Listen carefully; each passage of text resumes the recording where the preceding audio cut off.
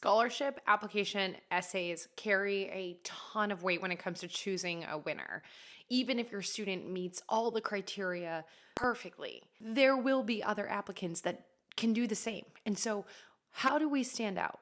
Your student will stand out with their essay. And so that is why it is so important to make sure that it is strong and well written, but also we want to make sure that it does not do certain things. So in this video, I want to share some of the biggest don'ts when it comes to writing a scholarship essay. Now, make sure you hit subscribe because every single week we release a new strategy when it comes to paying for college. Hey there, my name is Jocelyn Pearson, founder of the Scholarship System. So scholarship essays is what we do.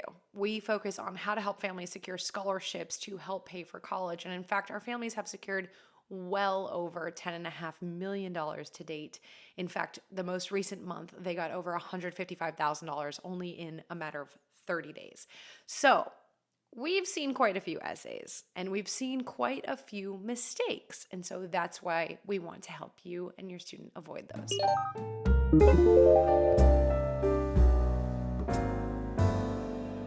So the essay provides scholarship committees the opportunity to learn more about your student's life, a deeper insight into what they've experienced, who they are, and where they're going, whether or not they're worth the investment. This is, again, also where your student can really shine. Now, I have a whole video on how to structure an essay called How to Write a Winning Scholarship Essay. We'll link to that in the description or somewhere here on the screen, so check that out after this video. But just a very quick summary, when we're talking about writing an essay, there is somewhat of a correlation between a scholarship essay and a written paper that, say, they do at school, where we have the introduction. We want it to be dynamic, attention grabbing. We have a body where we can really draft out and sketch out a few key points and have proof or some kind of story that shows our argument. And then we have a conclusion where that's our final opportunity to really make a lasting impression on the reader and on the scholarship committee and make it memorable. Now, before I get into the don'ts, if your student is not finding scholarships that require essays, or if you're just wondering where to find more scholarships that require essays, then make sure you check out our free scholarship training. You'll find it again linked in the description or somewhere here on the screen. I will give you the exact steps on how to build a legitimate scholarship list, because if it's legitimate, 9 times out of 10, it will require an essay. Okay, let's get into the don'ts. One is don't let your student get too emotional. We do want the essay to be personal, but that's different than making it too sappy or kind of victimized. Instead, we want to focus on perseverance and determination as we overcome the challenges. So while we can get sappy and sad for a little bit, we want to focus on more how we learned and grew from that experience. Number 2 is don't disregard the requirements or the rules. You would be amazed at how many times we have read essays. In fact, through the scholarship system, we give out thousands of dollars every single school year, and they are required to write essays to win our scholarship. So we've seen, I think just this last year, over 700 essays. So that said, we've seen a lot of this where there are certain word counts and the students don't meet them. Or maybe we ask a question and the student just totally misses it. They don't answer it. You can tell usually that happens when they're reusing an essay and forcing it to fit.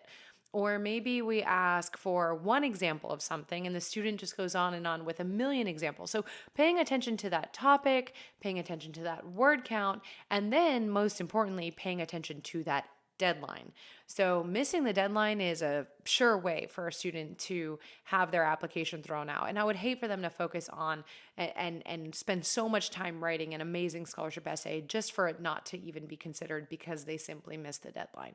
You've got to remember that there are going to be tons of other students that applied that did meet the deadline. So the incentive to let a student submit late is not really there unless they haven't received any applications. Now, the third one is to think outside the box. So we had, and if your student wrote about this, it's okay because, again, we've seen this over and over. But one of the examples this past year was that our team read so many essays about perseverance or resilience. Those two words, by the end of the week when we were done reviewing, a lot of the stories just kind of blurred together because we saw that keyword so many times. I think COVID really blew that keyword up. And and for a student to know that everyone else is writing about it, the only way to know that is if you're following someone like us at the scholarship system and we're telling you guys this insight. But that said, we want to avoid cliche words, or hardworking is another one. So these are ones that we see over and over. We really want to try to pick something that's more unique. Try to dig a little bit deeper, try to have stories that go with it, because again, we want to stand out. And if we're choosing a keyword to describe ourselves that everyone else chooses, then pretty much our essay, there's no way we're going to be able to stand out unless we really have a unique story around it. Next one is to not use filler words, or words that just are deemed unnecessary. It really takes away from the essay. I know students like to use them to get to their word count. I think there's funny memes out there about when I'm writing an essay paper and it says he starved, but then the essay paper is without food, he withered to hunger, right? It was like a 10-word version of saying something that could have been said in 2 words. By creating that fluff, we are wasting word count, okay? And just taking away from the opportunities to tell more story, to better describe it, to use more examples, etc. Some examples could be clearly, obviously, somewhat, perhaps, I believe, I think.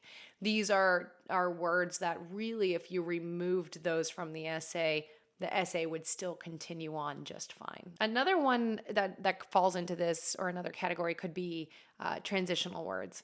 Things like in conclusion, first, the next point is. If we really need to create a transition, we can, but I would be careful with these as well, as they can also be a big waste of word count. Now, the last one that we really, really need to remember is to make sure that we don't neglect having someone else proofread the essay. So don't skip that step of having someone review the essay. And while parents, if you feel qualified, then that's great. But really, we want someone that has experience in creative writing. Maybe it's a teacher, a professor, or if you're a creative writer as a parent, that's great. But as someone who just understands basic grammar, corrections, and structure, that's really not enough when it comes to scholarship essays. We really need them to be creative and captivating, memorable. So this is something actually through the scholarship system for our course members in the scholarship system online program, where we actually have one-on-one reviews that families can take advantage of, because again, we focus on the crafting of the essay, not necessarily capitalize this, dot your I's, cross your T's kind of thing. It's much, much more than that. Now, did I mention any don'ts that you can think of?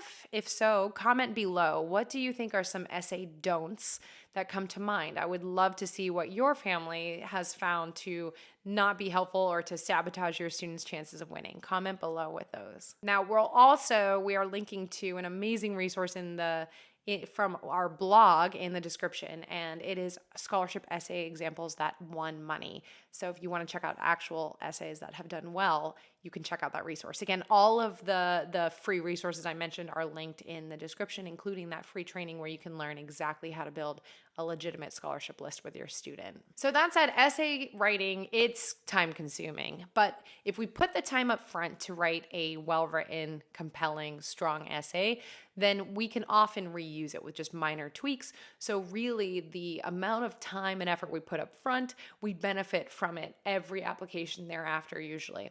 If not the same essay prompt, we usually can at least pull the same stories. But we want to remember that if a scholarship is legitimate, most likely they will require an essay. So we want to make sure that we're not doing these don'ts that I covered. Now, in the scholarship system course, we do cover exactly how to write essays. We have 2 different main frameworks that teach students how to write quickly, but then also how to write creatively.